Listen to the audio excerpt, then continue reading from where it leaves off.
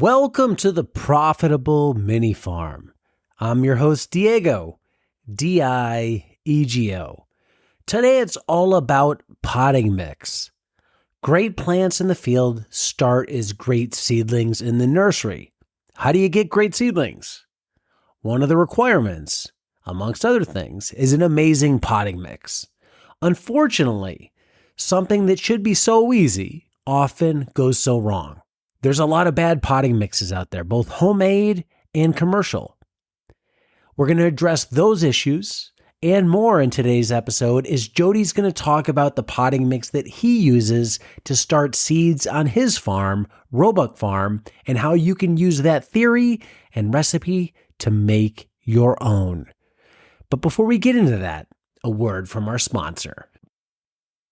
This episode is brought to you by Paper Pot Co. Farm Tools.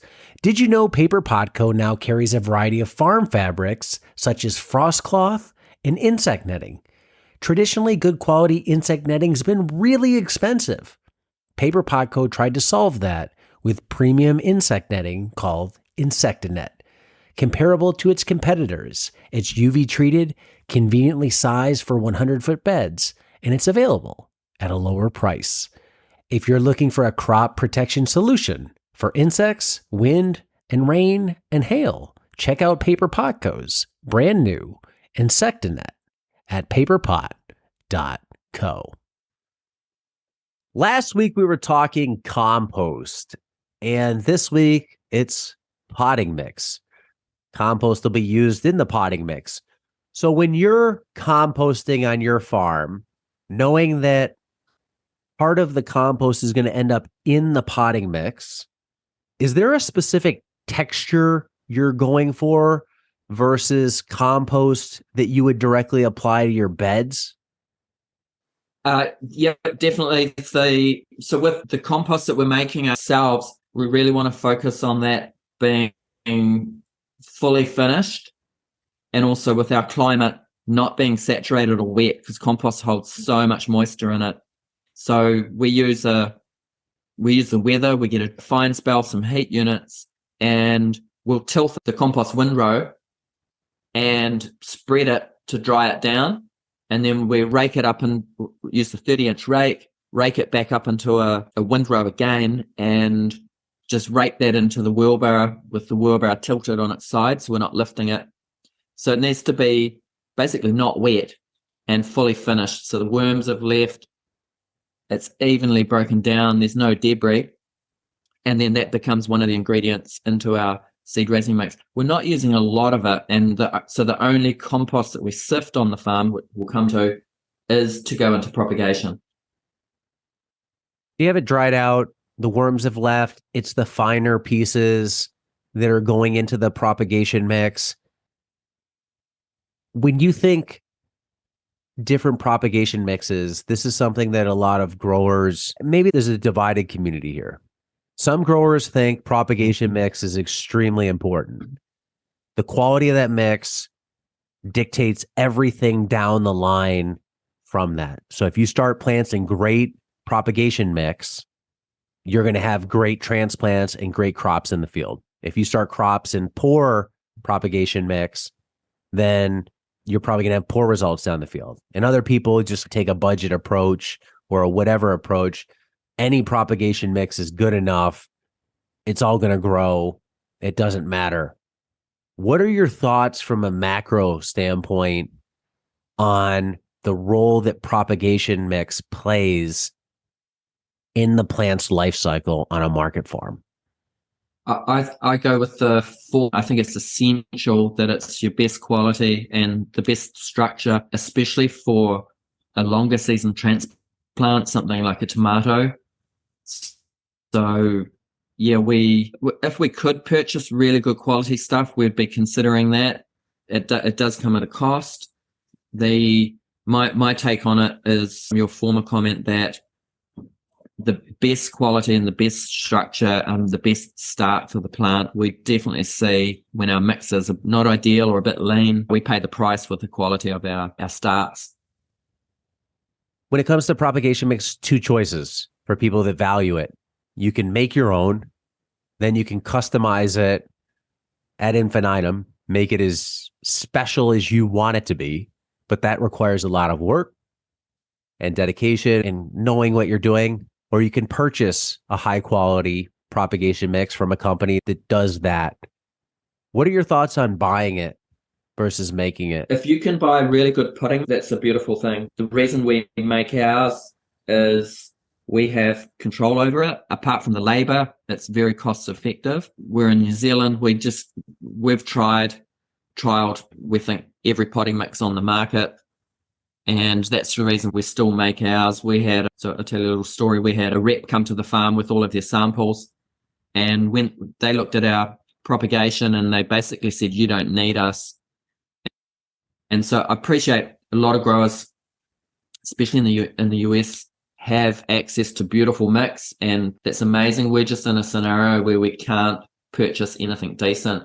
So our mix is full of wood chips, other inputs. I know going off other inputs here. I've had vermicast samples that are 50% rocks, clay, plastic, glass, and I've got to sift the purchased product anyway. And the purchased compost comes in plastic bags and it's saturated. So I've got to open it out, dry it down, put it through the sifter and take all the rubble and stuff out. So I think the key thing to any kind of mix is that it's been through a really fine sieve or screen. Keys to a good propagation mix. You obviously don't want the garbage in it. You don't want big chunks. You don't want the wood chips. In a perfect world, what are attributes that you want in a potting mix, whether you make it or you buy it? What are the things that the boxes you want ticked that you think make a high quality potting mix? Not too wet, especially if you're purchasing it. Super fine, aerated, and a good percentage of really finished compost in there, that good quality compost that's taken time to age. For us, the screening process is a game changer. We see we can transform, like we might finish harvesting a compost pile on the ground, like a windrow, and we're spreading that on the field.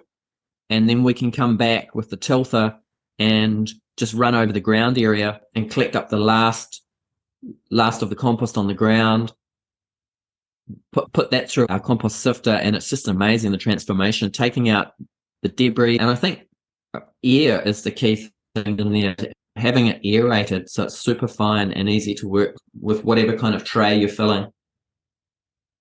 Where do you fall on fertility in potting mix? There's advocates of, I'll say, soil less potting mixes, which are just peat, vermiculite. That's a lot of what the pro mix is or sunshine mix is over here. There's not a compost component to it.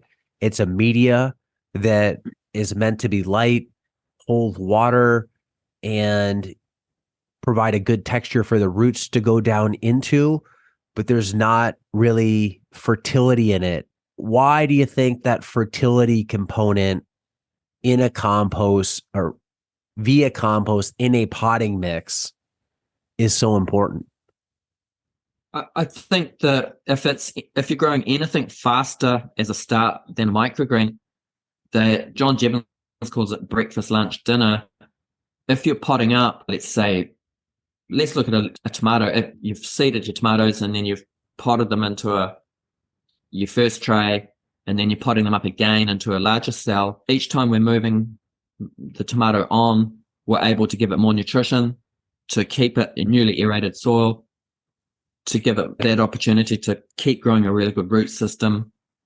And I think the key thing that we're seeing in our mix, and we always have, with people have commented on it for a long time, is the root to soil contact.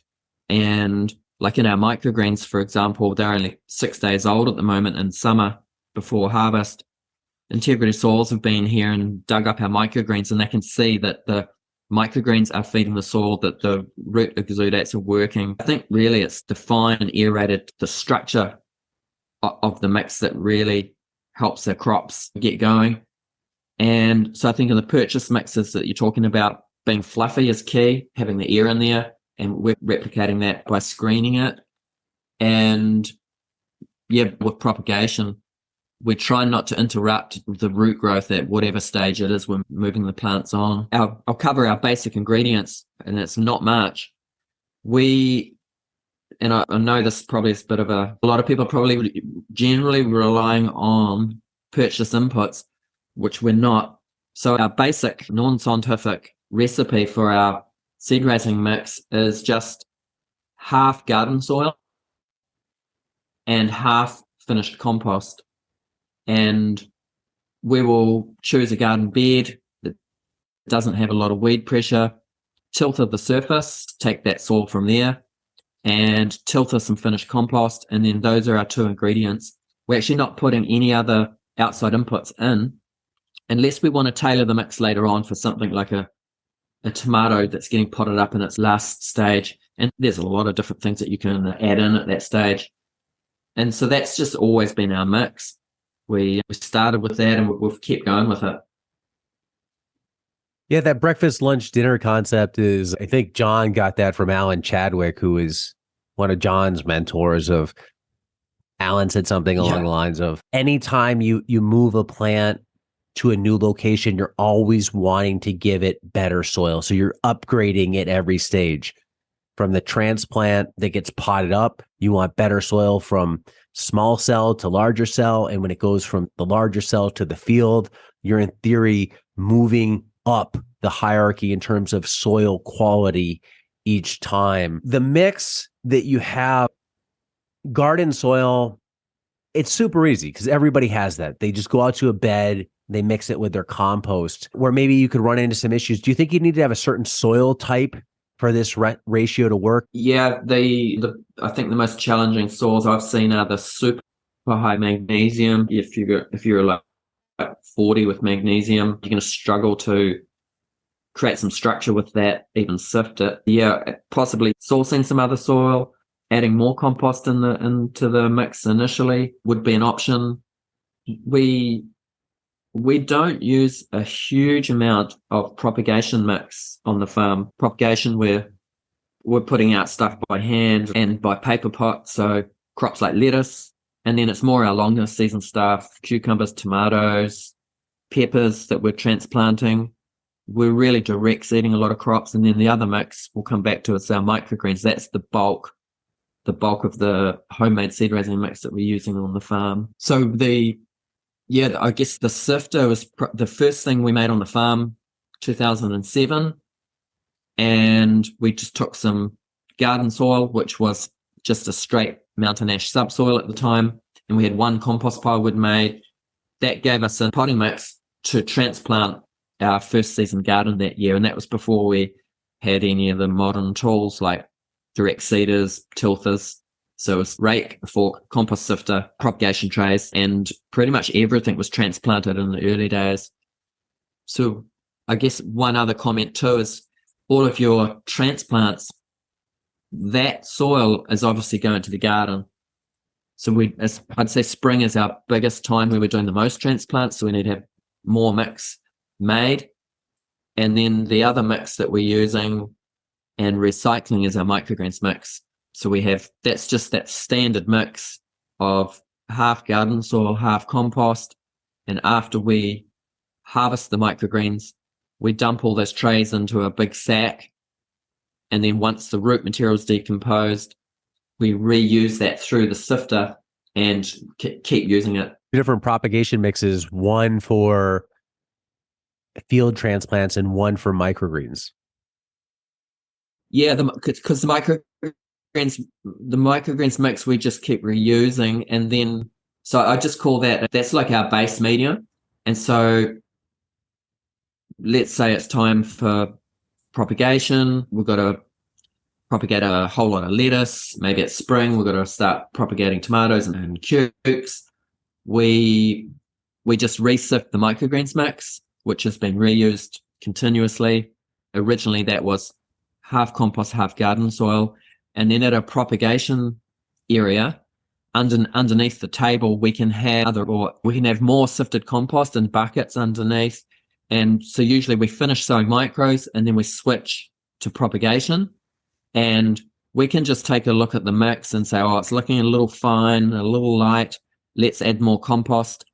Possibly we've got no boron in our soil. We could put a tiny bit of boron if we're doing like brassica or a beetroot and propagation. So we can tailor the mix at the potting station with other stored inputs ready to change that mix out in our tub that we fill trays from.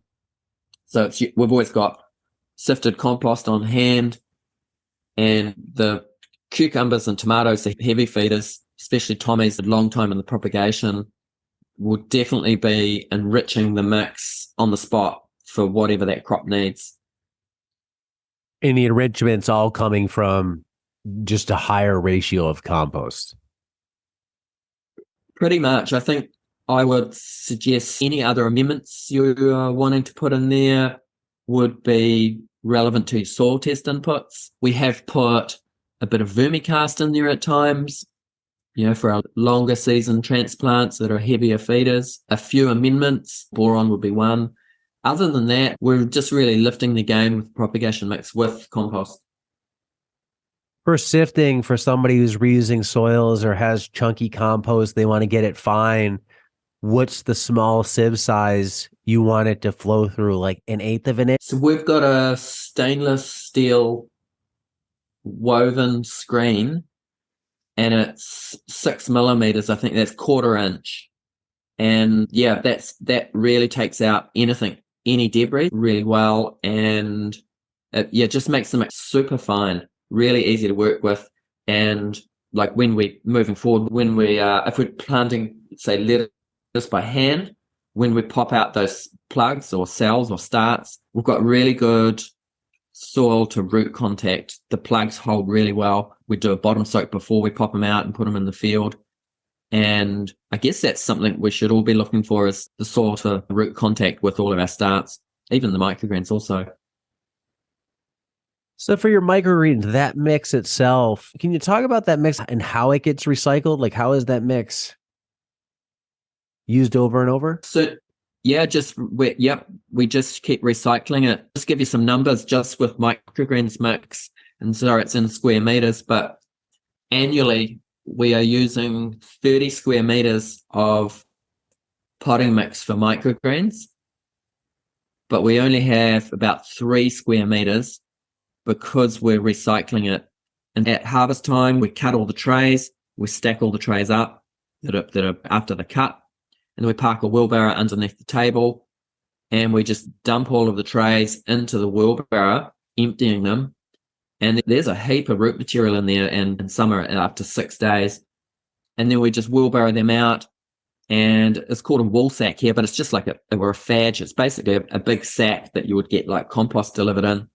We have a bunch of in a shed out of the rain, and we just empty straight back into the sacks and just set up a rotation with that. So once all the root material has broken down in the sack, we just put it back on the sifter, reuse it, and keep going. And I'd say autumn or fall is our most settled part of the year here before we go into winter, which is very overcast, wet, and windy. So we have very little photosynthesis. So annually, with the microgreens mix, which also becomes an ingredient into our propagation, we'll sift a bit more compost when we've got that fine weather. And each time we're filling microgreen trays, we'll add 20-25% more compost to it. So we're doing that once a year, and just trying to keep enough volume going so we've got the rotation and the breakdown of the root material in those bags. So yeah, as soon as the root material's unrecognizable, it goes back through the sifter. That'll take out any of the roots that are still in there, and just it's an amazing transformation seeing a medium go through the screen and come out without any debris, aerated, super light and fine, ready to use. So you harvest the microgreen tray. It's cut off. You've taken the greens off. The bottom part of the stem, the roots, and any seed hulls that are left on the top, you take all of it. Everything on the tray at that point, that goes into a sack with a whole bunch of other microgreen bottoms, and you just essentially let that compost in place all of it. And then once that's all broken down over some period of time, you can reuse that as is. Yep, that's pretty simple. And if we saw a drop in our microgreen production, we'd be giving it longer to break down, adding more compost. But we're just going year round with the micros, and yeah, it's just some really good results with them.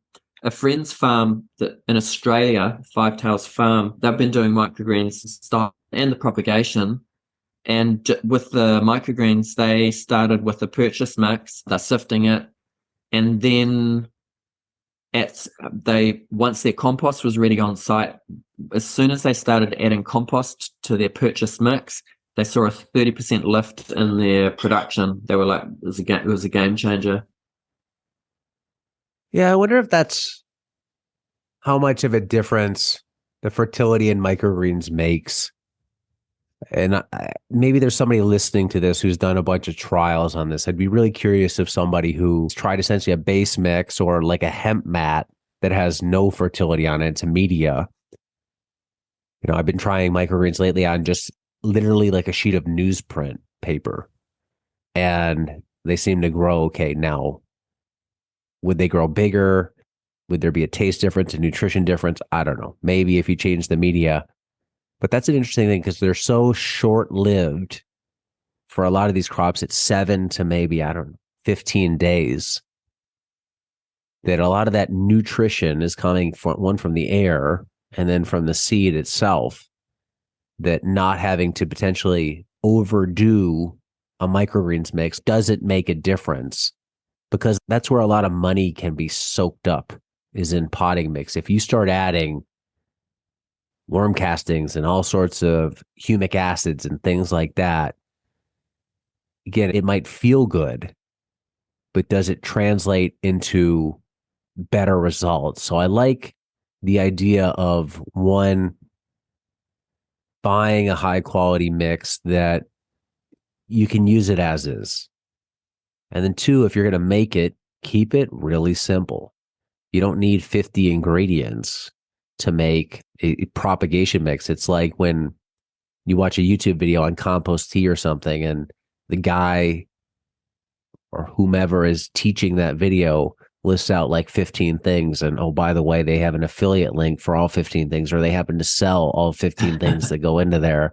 It's, I wonder why you have so many ingredients. But I'm with you. I think the simpler you can keep it while getting that texture, water holding capacity, and a base level of fertility, the easiest way to do that is probably the best way. So the simpler you can make it. Just with our microgreen mix, and this is New Zealand prices, but if I purchased a medium that I didn't reuse, I'd be spending $7,000 a year on microgreens mix. And to be clear, there's a labor and input with it, but that also means I can put that towards an employee's wages. And we've got our mix is pretty quick to make as long as it's not wet, and that's why we keep it covered. It's very difficult to sift when it's wet. So there's a $7,000 saving in terms of just purchasing it and not recycling it. Definitely, I'd say we're going to do a microgreens class, but we use the paper pot trays for our microgreens. And once you've got your skills up and going, I can make the mix, fill the tray, seed it, water it, stack it for 2 minutes a tray. And so so that's 30 trays an hour, including all the inputs, and then the other input cost is the seed. So you have 30 trays an hour. It's a pretty good return. Today's episode is brought to you by my company, Paper Pot Co. In addition to hosting the podcast, I've also run Paper Pot Co. for the last 6 years. We're a small company that focuses on tools that increase farm efficiency. One of the tools we have to do that are Quick Hoops. They're an ultra-portable yet extremely strong low-tunnel solution. If you've listened to other episodes in this series with Jody, you'll know that the one tool that's really helped him on his farm are his Red Path hoops. He's used them on his farm in conjunction with insect netting for the past 6 years to protect his crop from the rain, wind, and insects. Those Red Path hoops are known as quick hoops in the US, and they provide a low-cost solution to protect your crops. The best part is, the hoops are so versatile. You can use them inside of a high tunnel or stand alone in an open field. If you've been searching for the perfect low tunnel solution, one that's fast to set up, doesn't use sandbags or ropes to hold the fabric down, and one that can actually withstand some strong winds, then check out Quick Hoops, available at paperpot.co. Any other keys that you have to propagation besides starting with a good mix? Things that you think give you really successful or makes you really successful and gives you high quality transplants for in the field? Good quality seed for sure, and technique and management. I think probably the generic thing that especially the microgreens, we really focus on this is so we've made the mix, we've got it in the tub ready for filling, adjusting the moisture so it's when you grab a handful it holds and firms, and then it crumbs away nice and fine. So it's got a little bit of hold in it.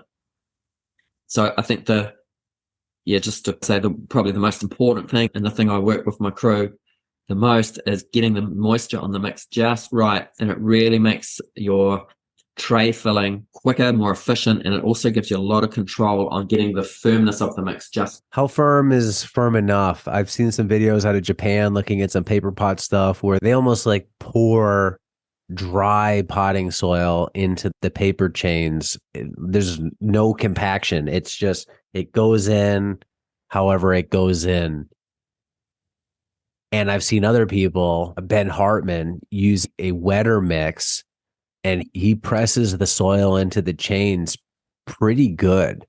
So he's getting obviously more soil in there, but it's more compacted in. What have you found works with filling cells? Are you more, let's just pour it in, let gravity determine the compaction level, or are you really pushing it into the cells? So regardless of what the tray is, microgreens, paper chains, what do you call them, starts, transplants, we got the same process where we overfill the tray with double the soil you would need. And then that mound above the tray is what gives us the control with firming the soil down before we screed it off, a bit of 3x1 timber. So I would say if the Japanese just dropping dry soil in was at 20% firmness, and Ben Hartman using it wet and firming it in was at 80%, I'd say we're around 55, 60. I know that's random, but for us, if it's too soft and too dry, the soil it's difficult to screen the tray. Possibly that we also see the soil will drop out the bottom of the cell for a transplant. And I think the tray filling, especially micros for us, I just find it way quicker when I'm mid-ground with the moisture on there and using that big mound as the control to push down to get, let's say, gently firmed before screening the tray off. And with the micros, it's even more critical because we're relying on the tray after seeding, watering, we're relying on the weight of the trays on top of each other to force the germination. If the trays aren't full enough, there's no contact with the seed, and we see a much slower, later, erratic germination. So I think the tray filling, and on our farm anyway, is the most detailed part of all of our propagation, and that's really where just getting the mix just right is key. So we're generally sifting our mix on the drier side, and then we just wheelbarrow into the propagation house. We dump the wheelbarrow into a big tub, which is mounted into the propagation table. And then before we put the next wheelbarrow in on top, we just adjust the moisture with the hose. And it's interesting seeing how quickly and with such a tiny bit of water, you can change the texture or the consistency or maybe the structure of that mix by just rehydrating it a touch. If it gets too wet, too sticky, there's a tendency to fill the trays too tight. And also when you're screeding the top off, everything just starts to stick and get messy and just take more time. With your cooler temps that you have, the rainy weather, probably a lot of overcast, do you put things in a germination chamber to speed up germination? Obviously not microgreens, but field crop. We use, in the propagation house, we have heat pad. And so I'd say generally it's early spring. For our warm loving crops, the longer season ones, we'll start with tomatoes. We'll seed our tomatoes. They go into a heat pad. And then I have a huge dome that I made. I just use what Americans call totes. They're clear plastic totes.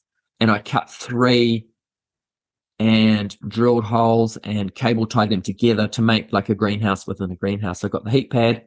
I've got my tomatoes germinating on it. And I've got a big plastic dome over the top. That gives us a good jump on getting an early germination.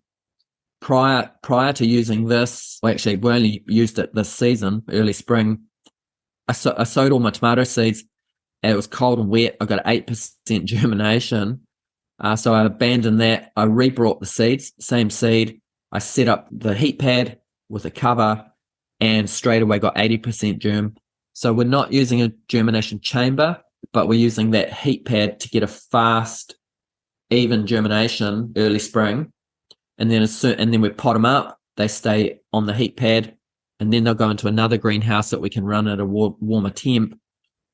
As soon as the tomatoes are out off the heat pad, I'll switch to cucumbers, and I just direct seed them straight into the cells. Once they're up, same off to another greenhouse that we run warmer. So the heat pad's tiny. We're just using it for those early warm season crops. Probably I can see through winter we'll use it for germinating lettuce as well. But that's kind of the pretty basic, and $100 to set it up. What about light? Do you have any issues with seedlings getting up to size in the propagation area with the rain you get? I don't know how that affects the sunlight. Obviously, even if it's overcast, it's extremely bright outside. Our eyes, it's not as bright as a sunny day, but if you measure it with a light meter, you're getting a high intensity of light on an overcast day compared to a light you'd have in your house. But sunny days are going to work better for plants than cloudy days. Do you need to supplement light?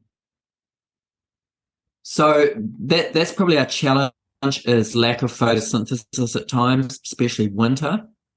Our propagation house is actually glass, so when it is sunny, we have the burn factor. So suspended in the roof, we have frost cloth, which is not for frost. We only get one a year because it's always wet and overcast. That takes the intensity of the sun out. We leave that cloth up year round. We are aware of changing things up when it's very low light continuously for weeks.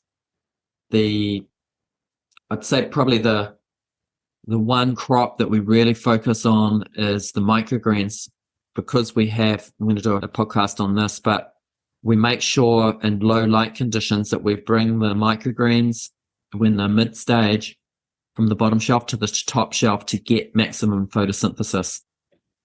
So we're not using supplementary. I'll tell you a story. The only time our microgreens ever crashed, because every winter's the same, it's just generally overcast and wet and very low light, low photosynthesis. One season our microgreens crashed and we tried everything. We tried purchase seed raising mix, we tried deep cleaning the greenhouse, we tried everything. And I talked with Jules Matthews from Integrity Soils, and because I was just lost I was looking at supplementary lights, and anyway, Jules said to me, Australia has just had record fires like never seen before in history. And she said it's the ash in the atmosphere that is causing the lower light. So we had about 6 weeks where the microgreens crashed, no matter what we did. I think supplementary lighting in those conditions would have been the only way for us to get through. And we haven't ruled it out. At some point, we might go there in winter, but we're still seeing we've got enough photosynthesis. I guess the feedback, because the microgreens are so fast, is the leaf size at the finishing stage. They really need some sunshine. And so we're just adjusting our management in there based on if we're having a spell of overcast weather. The other thing that can happen at propagation stage, but also in the field, our tomatoes this year, mid-spring, we had a month of rain, so no sun. As plants elongate, searching for the sun. So we just adjust to those conditions, and it's probably not an answer. If it's really overcast, we put the transplants in the warmest, for us, the most northern part of the greenhouse, and we keep them up on the top shelf so they don't elongate. So hopefully this encourages a lot of people to consider making their own soil mix, or gives them hope if they can't source a local high quality potting mix for their farm. We've said, hey, you got to keep it simple: compost, garden soil. But one thing that we haven't hit on that might come up or will come up in a lot of scenarios, whether that's the field soil or in the compost, weed seed. Do you have to worry about that?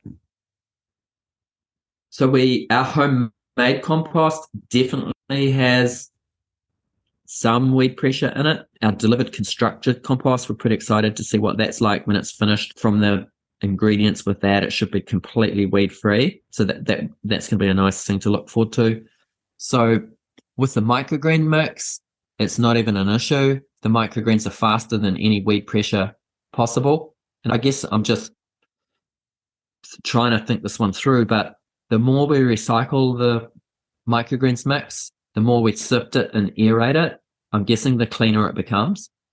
And then for the propagation, I'm going to be totally open with this. Yes, there's weed pressure coming from our field soil and from our homemade compost. It's not really an issue for the savings that it gives us, the quality and the control, and being able to produce it ourselves. Let's look something like a lettuce transplant. When they're halfway through their growth cycle, I'll just do one little hand weed over the tray before the lettuces get big enough to touch each other and cover the tray, so you can't even see the weeds that are there. So it's another task to keep your eye on. As long as I get across those trays when they're mid-stage, that's pretty quick.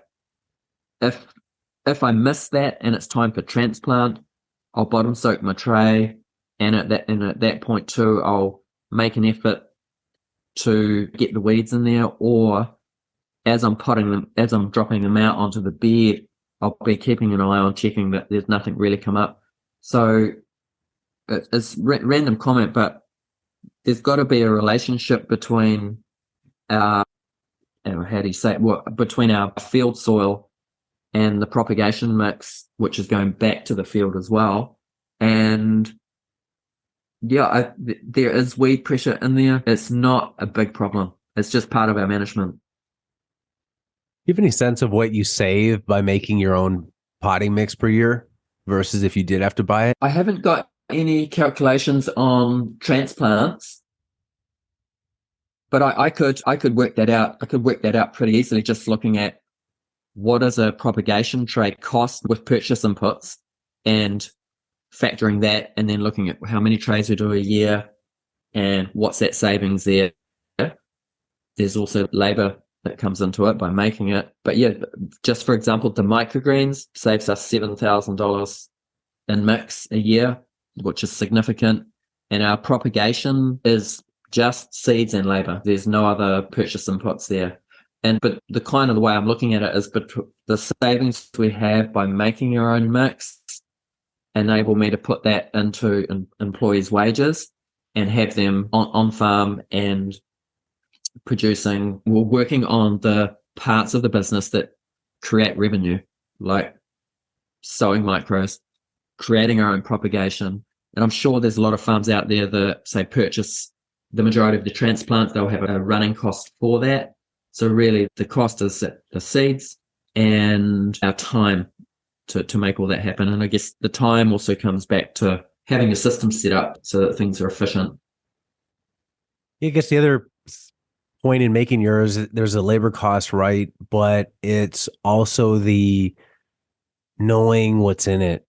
And that goes back to last episode with a lot of unknown inputs going into things like hay that you could buy or manures, unknown inputs and purchase compost. You can get reports and stuff like that just to double check. But if you make it yourself from materials derived solely on your farm, you have that control. There's no surprises there of chemical X showing up in your potting mix when, oops, somebody made a mistake somewhere and now you're paying the price for it.